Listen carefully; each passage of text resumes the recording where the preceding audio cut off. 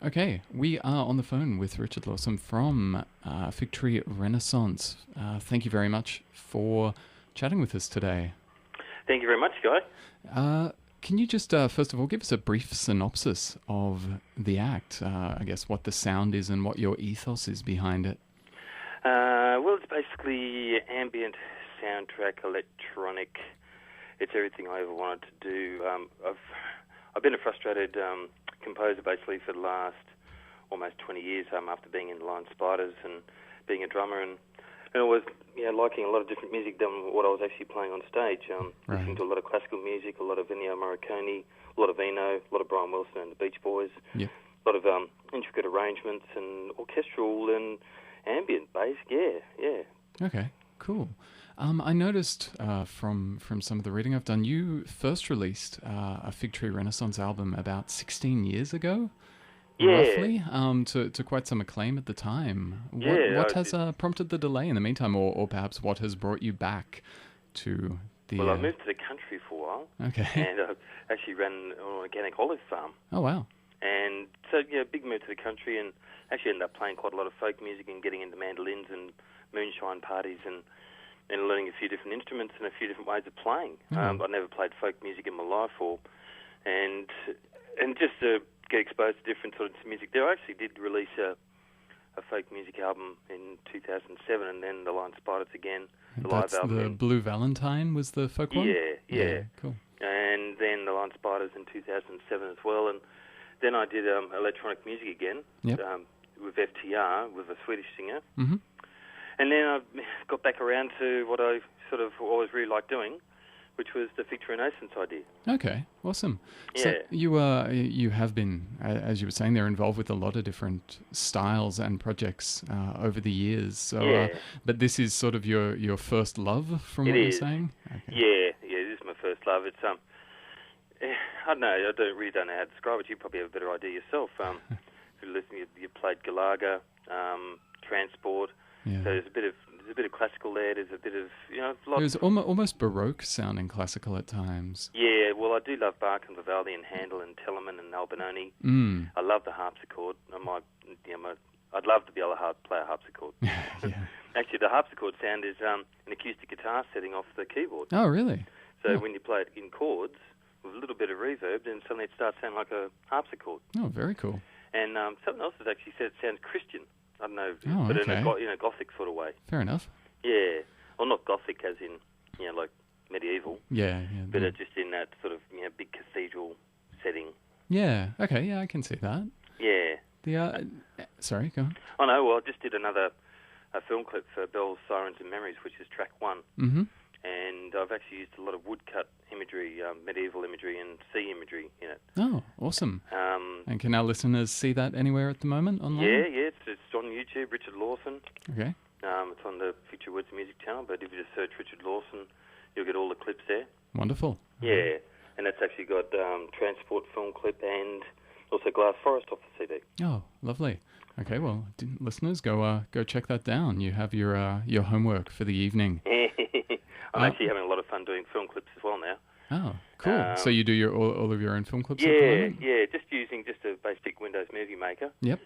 With some images, and we've just got some spliced images of a little bit of footage of me playing live at different places, and I'm just having a lot of fun splicing it together, and I'm just realising that it's a really good medium into the future. I always wanted to get a bit more expressive with the audio-visual side of it because a lot of it's instrumental. Yep. You need to put it in the context so that people can actually relate to it. Yeah, definitely. I notice, again, according to your bio, you got involved with a lot of soundtrack and synchronization work after releasing your first Figtree Renaissance album. Is this sort of a follow-on from that? Yeah, it definitely is. I've 2 tracks, Egypt and Undersea, off the CD are being used in a short film by a Perth filmmaker, Matt de Koning, which was filmed in Kashmir, actually, called Art Caravan. Okay. And I'd like to get more, obviously, but I just figure if I just keep on releasing the music and just keep on writing the music, build it, and he will come. Yeah, definitely. Well, it is wonderful music, and it's very much a genre that I suppose is appropriate to that sort of use. Yeah, I would. I'd really dearly love to do a lot more soundtrack work, and It's getting harder and harder to play live gigs, and also with that sort of music, it's really hard to get live gigs. Certainly. I was going to ask, is there any chance of seeing a live performance of this up in Brisbane or Queensland at some point, or is it mostly a studio project as it I'd love stands? to play live up there Yeah. if the opportunity comes up. And, well, if you've got any ideas of a good venue, there's one or two down in Sydney, which people like Sophie Hutchings and Seaworthy play at. Yeah. Ravel, I think Ravel Wine Bar in Sydney. Okay. And I do a lot of wineries down here and art exhibitions, and so more sort of that sort of side of it. I do have some friends up in Brisbane, some ex-Line Spider friends that live around Annerley, and another friend up there. So maybe there's something in the works. Okay. Well, I would love to play, and if any listeners have got any ideas, definitely, yeah. Let us know. And I know we've got the Judith Wright Centre up here, and the Brisbane Powerhouse are probably the main two for the artier side of electronica. But, and obviously it'd be nice to be able to show a bit of film over the top of me while I'm playing. Like places that have got audio-visual setups as well. Yeah. That'd be quite handy, but you don't want it to get too out and too demanding. Yeah. Yeah.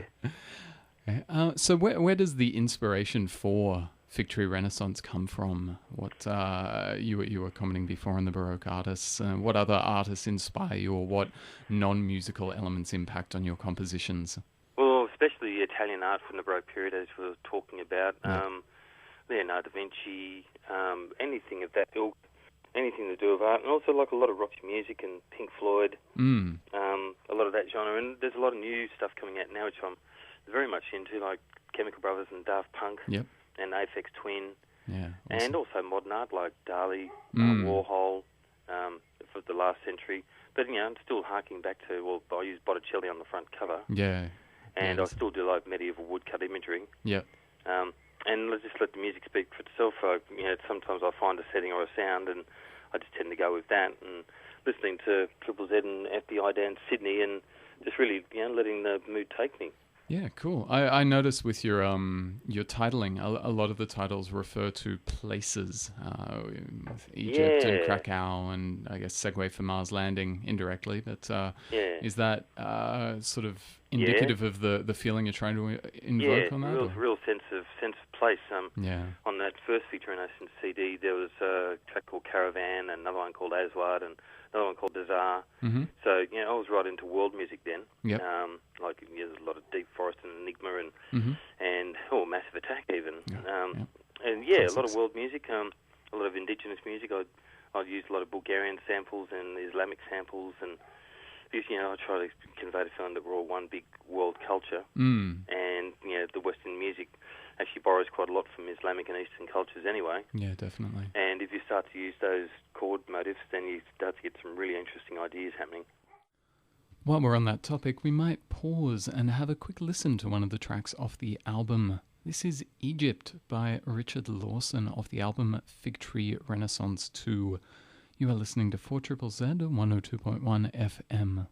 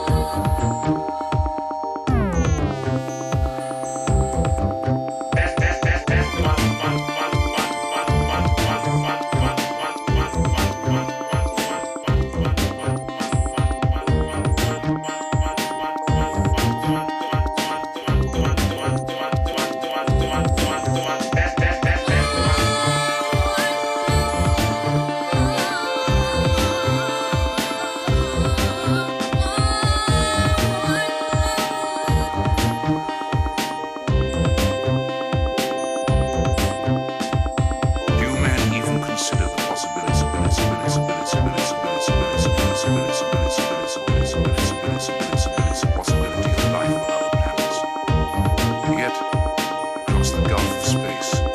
Mind is measure.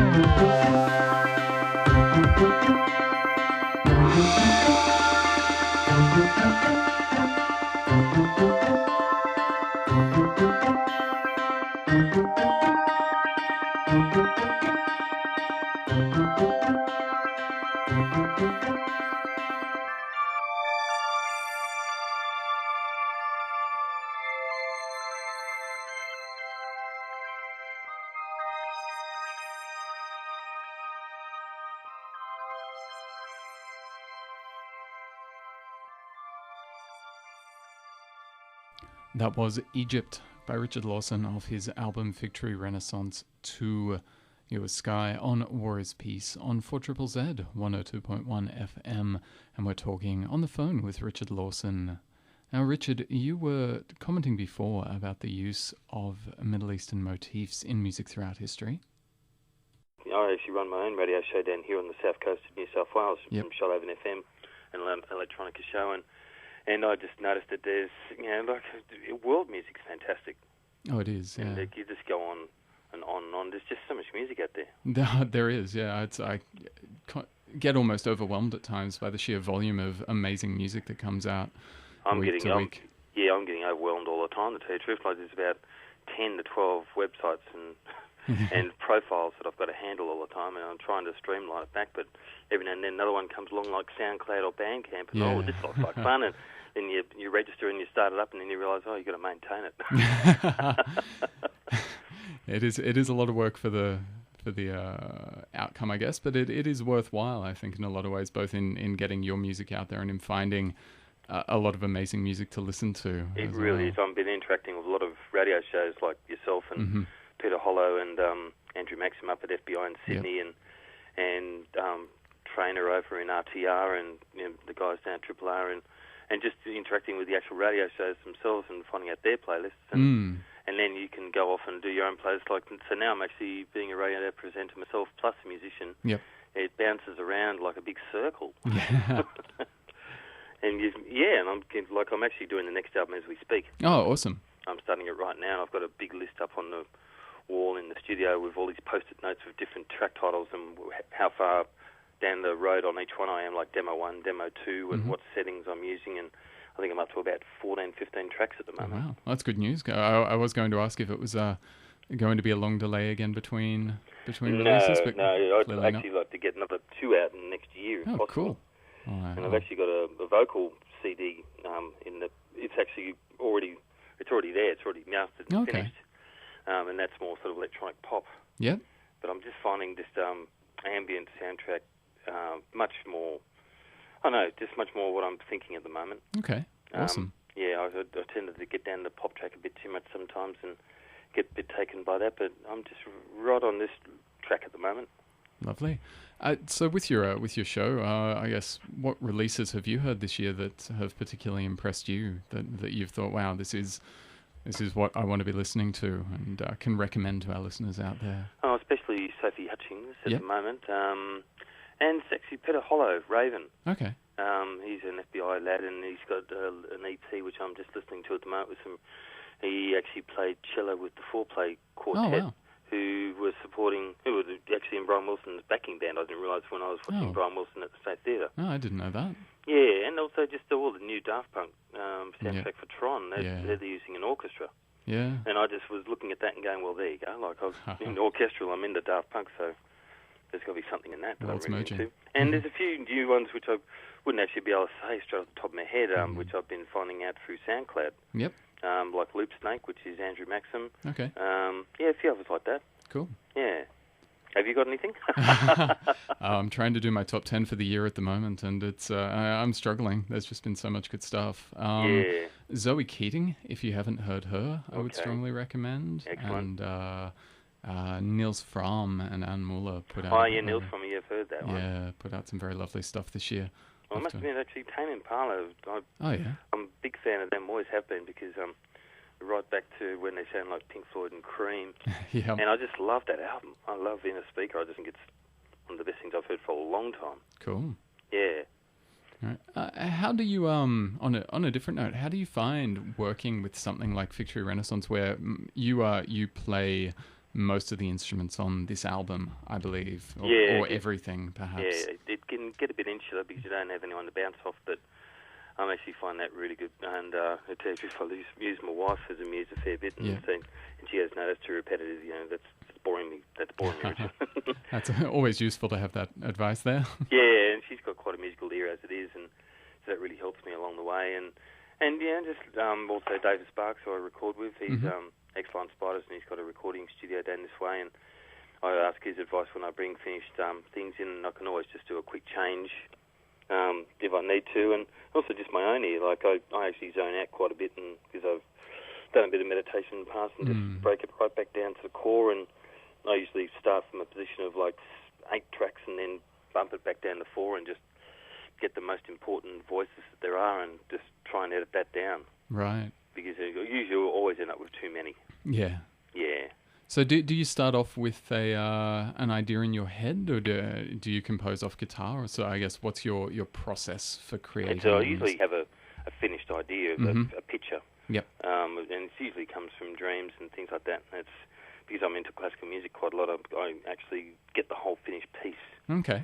And I have and sometimes I'm rushing in the initial stages to try and get it all down, and I usually end up with 6 tracks or something very, very quickly, just a sketch, just to make sure I've got all the pieces in place, and then it's a matter of really getting in there and doing the spade work and cleaning it up and crafting it. Yeah. Because sometimes I do tend to rush a piece out before it's really finished. And there's a friend of mine down here that used to have my publishing, Chris Gilby, and he actually signed the Church and In Excess back in the 80s, and he actually said the same thing. You're rushing to get your stuff finished, and you should be sort of sitting back and crafting it a bit more. So yeah, well, it's this album particularly has come across as very crafted. So I think it's definitely the process is working as a listener. Well, the next one's going to be even more crafted. I've actually been watching a lot of crime television lately, so I think you might end up with something that sounds like 13th Street on pay TV. Okay. On about 5 of the tracks, they all sound like there's something from detective programs, like English detective programs. Very interesting. Yeah, so yeah, mood music and I know it's funny. It never goes out of fashion. Like you listen to Ennio Morricone or Brian Eno or those people. It never really goes out of fashion. It goes around in a big circle, and what was sort of out of date maybe 2 years ago comes back in about 3 years' time. Well, I suppose it's a very timeless style of music. It shares that with classical, which I think it gets a lot of the influence from. Yeah, definitely. And like as I'm right into classical music, and I do listen to a lot of Philip Glass and Harold Budd at the moment. I've got an album of his which I just can't stop listening to, and there's a few things I've just gotten into recently. I'd have to go and have a look at the CD cupboard and rate it. All right, awesome. Yeah. Well, thank you very much for your time today. Oh, thank you, Skye. Yeah, that was fantastic. I look forward to the future, hopefully 2 releases next year for Figtree Renaissance. In the meantime, this one is Richard Lawson, Figtree Renaissance 2. It is available, I believe, through your website.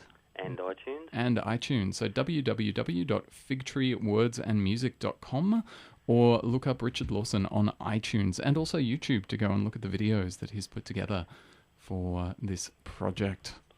And thank you very much for your time, Richard. It's been a pleasure. Thank you very much, Skye. Thank you. We're going to finish off with one final track off this album. This is Bells of Nowhere from Figtree Renaissance 2 by Richard Lawson. You are listening to Warrior's Peace with Skye on 4ZZZ 102.1 FM.